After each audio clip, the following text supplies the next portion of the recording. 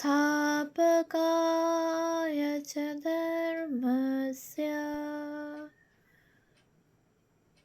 सर्वधर्म स्वरूपिणे अवतार वरिष्ठाय रामकृष्णाय ते नमः। শ্রী শ্রী রামকৃষ্ণ কথামৃত শ্রীম কথিত প্রথম খণ্ড। তব কথামৃতম তপ্ত জীবনম কবিভিড়িতম কলমশাপহম শ্রবণমঙ্গলম শ্রীমদাততম ভুবি গৃহন্তি ये পুরিদা জানা। শ্রীমদ্ভাগবত গোপী গীতা, পৃষ্ঠা সংখ্যা 228। শ্রীরামকৃষ্ণ দক্ষিণেশ্বরে ও ভক্তগৃহে, প্রথম পরিচ্ছেদ। শ্রীরামকৃষ্ণ বলরামের মন্দিরে রাখাল মাস্টার প্রভৃতির সঙ্গে। ঠাকুর শ্রীরামকৃষ্ণ আজ কলিকাতায় বলরামের বাটিতে শুভাগমন করিয়াছেন। মাস্টার কাছে বসিয়া আছেন, রাখালও আছেন। ঠাকুরের ভাবাবেশ হইয়াছে। আজ জ্যৈষ্ঠ কৃষ্ণ পঞ্চমী, সোমবার, 12ই আষাঢ়, 25শে জুন 1883 খ্রিস্টাব্দ। বেলা প্রায় 5টা হইয়াছে। শ্রীরামকৃষ্ণ ভাবাবিষ্ট। দেখো, আন্তরিক ডাকলে স্বস্বরূপকে দেখা যায়, কিন্তু যতটুকু বিষয়ভোগের বাসনা থাকে ততটুকু কম পড়ে যায়। মাস্টার: আজ্ঞা, আপনি যেমন বলেন ছাপ দিতে হয়। শ্রীরামকৃষ্ণ আনন্দিত হইয়া ইয়া। সকলে চুপ করিয়া আছেন। ঠাকুর আবার কথা কহিতেছেন। শ্রীরামকৃষ্ণ মাস্টারের প্রতি: দেখো, সকলেরই আত্মদর্শন হতে পারে। মাস্টার: আজ্ঞা, তবে ঈশ্বর কর্তা, তিনি যে ঘরে যেমন করাচ্ছেন, কারুকে চৈতন্য করছেন, কারুকে অজ্ঞান করে রেখেছেন। স্বস্বরূপ দর্শন, ঈশ্বর দর্শন বা আত্মদর্শনের উপায় আন্তরিক প্রার্থনা, নিত্যলীলা যোগ। শ্রীরামকৃষ্ণ: না, তাকে ব্যাকুল হয়ে প্রার্থনা করতে হয়। আন্তরিক হলে তিনি প্রার্থনা শুনবেনই শুনবেন। একজন ভক্ত: আজ্ঞা হাঁ, আমি যে রয়েছে তাই প্রার্থনা করতে হবে। শ্রীরামকৃষ্ণ মাস্টারের প্রতি: লীলা ধরে ধরে নিত্যে যেতে হয়, যেমন সিঁড়ি ধরে ধরে ছাদে ওঠা। নিত্য দর্শনের পর নিত্য থেকে লীলায় এসে থাকতে হয় ভক্তি ভক্ত নিয়ে। এইটি পাকা মত। তার নানা রূপ, নানা লীলা, ঈশ্বর লীলা, দেবলীলা, নরলীলা, জগৎলীলা। তিনি মানুষ হয়ে, অবতার হয়ে যুগে যুগে আসেন প্রেম ও ভক্তি শিখাবার জন্য। দেখো না, চৈতন্যদেব অবতারের ভিতরেই তার প্রেম ভক্তি আস্বাদন করা যায়। তার অনন্ত লীলা। কিন্তু আমার দরকার প্রেম ভক্তি। আমার ক্ষীরটুকু দরকার। গাভীর বাঁট দিয়েই ক্ষীর আসে। অবতার গাভীর বাঁট। ঠাকুর কি বলিতেছেন যে আমি অবতীর্ণ হইয়াছি, আমাকে দর্শন করিলেই ঈশ্বর দর্শন করা হয়। চৈতন্যদেবের কথা বলিয়া ঠাকুর কি নিজের কথা ইঙ্গিত করিতেছেন? দ্বিতীয় পরিচ্ছেদ। নানাভাবে শ্রীরামকৃষ্ণ দক্ষিণেশ্বরে ও ভক্ত মন্দিরে। শ্রীরামকৃষ্ণ দক্ষিণেশ্বর দেবালয়ে শিব মন্দিরের সিঁড়িতে বসিয়া আছেন। জ্যৈষ্ঠ মাস 1883। খুব গরম পড়িয়াছে। একটু পরে সন্ধ্যা হইবে। বরফ ইত্যাদি লইয়া মাস্টার আসিয়াছেন ও ঠাকুরকে প্রণাম করিয়া তাহার পাদমূলে শিব মন্দিরের সিঁড়িতে বসিলেন। J.S. Mill and Sri Ramakrishna, Limitations of Man, A Conditioned Being। Shri Ramakrishna মাস্টারের প্রতি। মণিমল্লিকের নাচজামাই এসেছিল, সে কি বইয়ে পড়েছে? John Stuart Mills autobiography, Mill at 1806 to 1873। ঈশ্বরকে তেমন জ্ঞানী সর্বজ্ঞ বলে বোধ হয় না, তাহলে এত দুঃখ কেন? আর এই যে জীবের মৃত্যু হয়, একেবারে মেরে ফেললেই হয়, ক্রমে ক্রমে অনেক কষ্ট দিয়ে মারা কেন? যে বই লিখেছে সে নাকি বলেছে যে আমি হলে এর চেয়ে ভালো সৃষ্টি করতে পারতাম। মাস্টার হাঁ করিয়া ঠাকুরের কথা শুনিতেছেন ও চুপ করিয়া আছেন। ঠাকুর আবার কথা কহিতেছেন। শ্রী রামকৃষ্ণ মাস্টারের প্রতি। তাকে কি বোঝা যায়গা? আমিও কখনো তাকে ভাবি ভালো, কখনো ভাবি মন্দ। তার মহামায়ার ভিতর আমাদের রেখেছেন। কখনো তিনি হুঁশ করেন, কখনো তিনি অজ্ঞান করেন। একবার অজ্ঞানটা চলে যায়, আবার ঘিরে ফেলে। পুকুর পানা ঢাকা, ঢিল মারলে খানিকটা জল দেখা যায়, আবার খানিকক্ষণ পরে পানা নাচতে নাচতে এসে সে জলটুকুও ঢেকে ফেলে।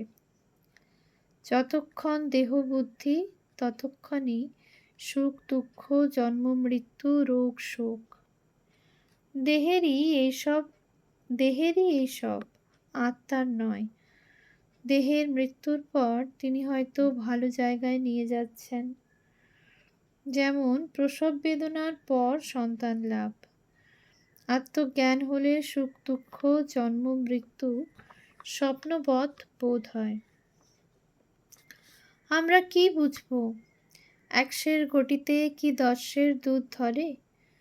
নুনের পুতুল সমুদ্র মাপতে গিয়ে আর খবর দেয় না, গলে মিশে যায়। ছিদ্যন্তে সর্বসংশয়া তস্মিন দৃষ্টে পরাবরে। সন্ধ্যা হইল, ঠাকুরদের আরতি হইতেছে। ঠাকুর শ্রী রামকৃষ্ণ নিজের ঘরে ছোট খাটটিতে বসিয়া জগন্মাতার চিন্তা করিতেছেন। রাখাল, লাটু, রামলাল, কিশোরী, গুপ্ত প্রভৃতি ভক্তেরা আছেন। মাস্টার আজ রাত্রে থাকিবেন। ঘরের উত্তরে ছোট বারান্দায় ঠাকুর একটি ভক্তের সহিত নিভৃতে কথা কহিতেছেন, বলিতেছেন, প্রত্যুষে ও শেষ রাত্রে ধ্যান করা ভালো ও প্রত্যহ সন্ধ্যার পর। কিরূপ ধ্যান করিতে হয়, সাকার ধ্যান, অরূপ ধ্যান, সে সব বলিতেছেন। কিয়ৎক্ষণ পরে ঠাকুর পশ্চিমের গোল বারান্দাটিতে বসিয়া আছেন। রাত্রি 9টা হইবে। মাস্টার কাছে বসিয়া আছেন। রাখাল প্রভৃতি একবার ঘরের ভিতরে যাতায়াত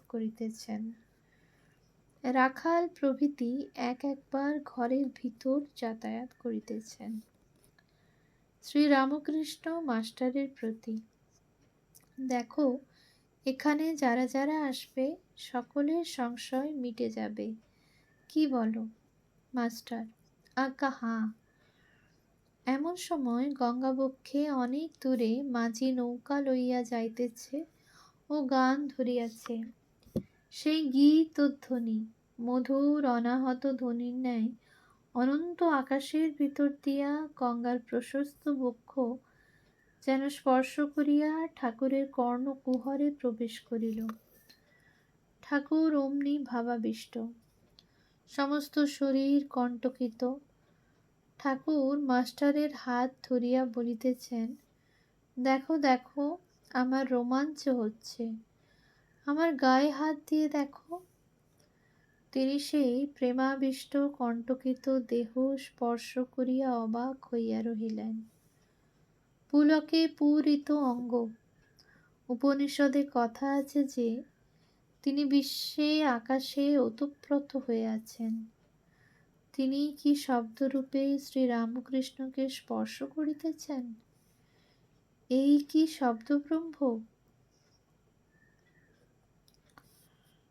एतस्मिन्नु खल्वाक्षरे गार्ग्याकाश ओतश्च प्रोतश्चेति।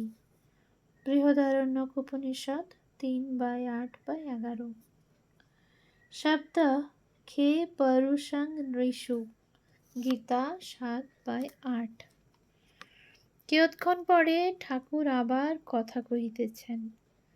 শ্রীরামকৃষ্ণ: যারা যারা এখানে আসে তাদের সংস্কার আছে, কি বলো? মাস্টার: আজ্ঞে হাঁ। শ্রীরামকৃষ্ণ: অধরের সংস্কার ছিল। মাস্টার: তার বলতে? শ্রীরামকৃষ্ণ: সরল হলে ঈশ্বরকে শীঘ্র পাওয়া যায়। আর দুটো পথ আছে, সৎ অসৎ। সৎ পথ দিয়ে চলে যেতে হয়। মাস্টার: আজ্ঞে হাঁ। সুতোর একটু আঁশ থাকলে ছুঁচের ভিতর যাবে না। সর্বত্যাগ কেন? শ্রীরামকৃষ্ণ: খাবারের সঙ্গে চুল জিভে পড়লে মুখ থেকে সব শুদ্ধ ফেলে দিতে হয়। মাস্টার: তবে আপনি যেমন বলেন, যিনি ভগবান দর্শন করেছেন তাকে অসৎ সঙ্গে কিছু করতে পারে না। খুব জ্ঞানাগ্নিতে কলাগাছটা পর্যন্ত জ্বলে যায়। শ্রীরামকৃষ্ণ ও শ্রী কবিকঙ্কন। অধরের বাটিতে চণ্ডীর গান। আর একদিন ঠাকুর কলিকাতায় বেনেটোলায় অধরের বাড়িতে আসিয়াছেন। 31শে আষাঢ়, শুক্লা দশমী, 14ই জুলাই 1883 শনিবার। অধর ঠাকুরকে রাজনারায়ণের চণ্ডীর গান শুনাইবেন। রাখাল, মাস্টার প্রভৃতি সঙ্গে আছেন। ঠাকুর দালানে গান হইতেছে। রাজনারায়ণ গান ধরিলেন। অভয় পদে প্রাণ সঁপেছি, আমি আর কি যমের ভয় রেখেছি। কালী নাম মহামন্ত্র আত্মশির শিখায় বেঁধেছি। আমি দেহ বেচে ভবের হাটে দুর্গা নাম কিনে এনেছি। কালী নাম কল্পতরু হৃদয়ে রোপণ করেছি। এবার সমন এলে হৃদয় খুলে দেখাবো, তাই বসে আছি। দেহের মধ্যে 6 জন কুজন, তাদের ঘরে দূর করেছি। রামপ্রসাদ বলে দুর্গা বলে যাত্রা করে বসে আছি। ঠাকুর খানিক শুনিতে শুনিতে ভাবাবিষ্ট দাঁড়াইয়া পড়িয়াছেন ও সম্প্রদায়ের সঙ্গে যোগ দিয়া গান গাইতেছেন। ঠাকুর আখর দিতেছেন। ও মা, রাখো মা। আখর দিতে দিতে একেবারে সমাধিস্থ, বাহ্যশূন্য, নিস্পন্দ দাঁড়াইয়া আছেন। আবার গায়ক গাহিতেছেন। রণে এসেছে কার কামিনী, সজল জলদ জিনিয়া কায়, দশনে দোলে দামিনী। ঠাকুর আবার সমাধিস্থ। গান সমাপ্ত হইলে দালান হইতে গিয়া ঠাকুর অধরের দ্বিতল বৈঠকখানায় ভক্ত সঙ্গে বসিলেন। নানা ঈশ্বরীয় প্রসঙ্গ হইতেছে। কোন কোন ভক্ত অন্তঃসার ফল্গু নদী, উপরে ভাবের কোনো প্রকাশ নাই, এসব কথাও হইতেছে। ওম শান্তি শান্তি শান্তি। হরি ওম তৎসৎ। শ্রীরাম কৃষ্ণার্পণমস্তু।